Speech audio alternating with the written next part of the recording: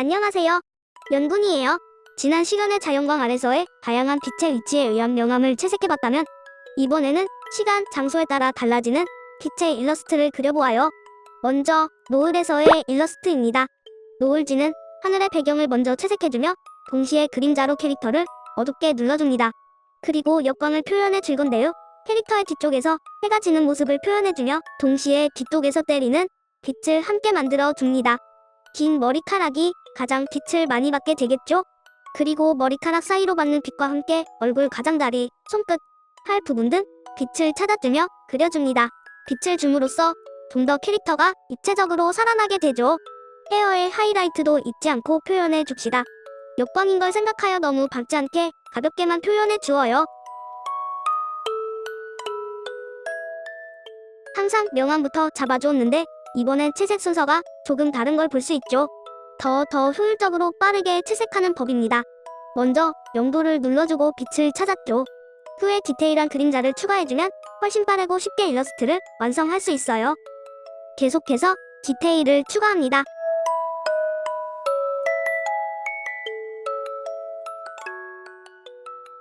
(2차) 명암을 깔아주고 액세서리의 밝은 빛도 잊지 않고 찾아줍니다. 눈도 평소대로 채색하되 그림자로 살짝 눌러주어 혼자 밝지 않게 튀지 않게 만들어 주어요. 반사광도 찾아주고 더하기 레이어를 추가하여 에어브러쉬로 빛이 밝게 빛나는 모습을 표현해 주어요. 훨씬 자연스럽게 보이죠? 빗뿌리, 먼지, 잔머리 등의 디테일은 후보정에서 필수. 계속해서 디테일 잡아주고 오버레이로 색감을 추가해주면 노을에서의 일러스트는 완성입니다. 이번에는 추운 겨울의 새벽 일러스트를 채색해보아요. 해가 뜨기 전 새벽이라 햇빛은 없습니다. 주위도 어두울 테니 똑같이 그림자부터 깔아줄게요. 빛의 위치도 잡아줄게요. 새벽에 빗무리가 흩날리는 것을 표현하기 위해 에어브러쉬로 여기저기 흩날리는 빛을 그려줍니다. 큰 빗무리에 의해 얼굴의 아래쪽과 팔 부분에 빛이 생깁니다. 밝게 만들어줘서 빛을 표현합니다. 계속해서 2차 명암도 표현해줍니다. 디테일을 살려줘야 깊이 있는 일러스트를 완성할 수 있어요. 완성도를 올리기 위한 지름길입니다. 헤어와 옷도 명암을 더 잡아줍니다. 2차 명암을 끝내니 훨씬 깊이감 있는 그림이 되었습니다. 잔머리, 눈 채색까지 잊지 않고 해줍시다. 그리고 빗무리를 제대로 묘사해주는데요. 발광 레이어로 빛이 밝게 퍼지는 것을 표현해줍니다. 추운 새벽 공기를 생각하며 느낌도 넣어볼게요. 겨울의 추운 느낌을 좀 표현하기 위해 눈송이도 작게 넣어봅니다. 똑같이 발광 레이어를 사용했고 가우시안 블러로 흩날리는 느낌을 주었습니다. 밝은 곳, 명암 넣을 곳을 마지막으로 디테일하게 더 찾아주고 오버레이로 색감을 더해 회색을 띄워주면 완성입니다. 마지막은 물속에 있는 모습으로 채색해볼게요. 배경을 에메랄드 빛 물색으로 먼저 깔아주고 수면을 그려줍니다. 심해가 아니기 때문에 햇빛이 비추는 얕은 물속으로 지정했기에 에메랄드 색을 선택했어요. 물속에 잠기거나 떠있는 일러스트는 굉장히 분위기가 이쁘게 나와요. 그림 주제로도 추천입니다.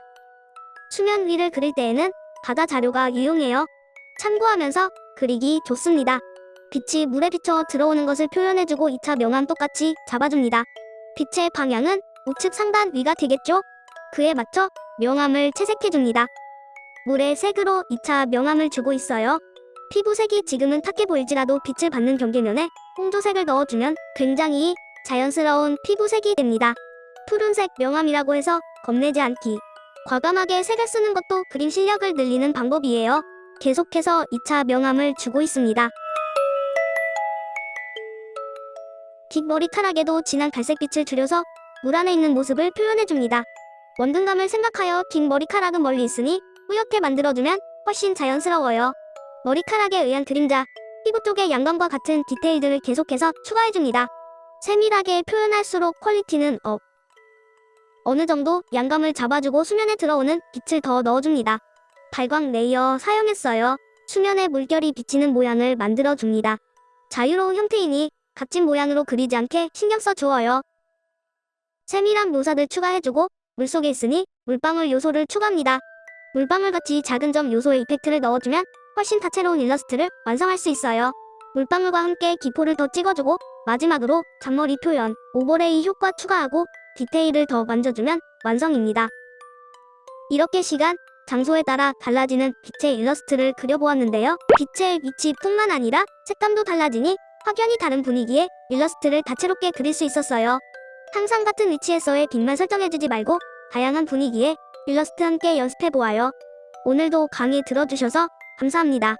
도움이 되셨다면 좋아요와 알림 설정, 구독 꾹꾹 눌러주세요. 항상 감사합니다.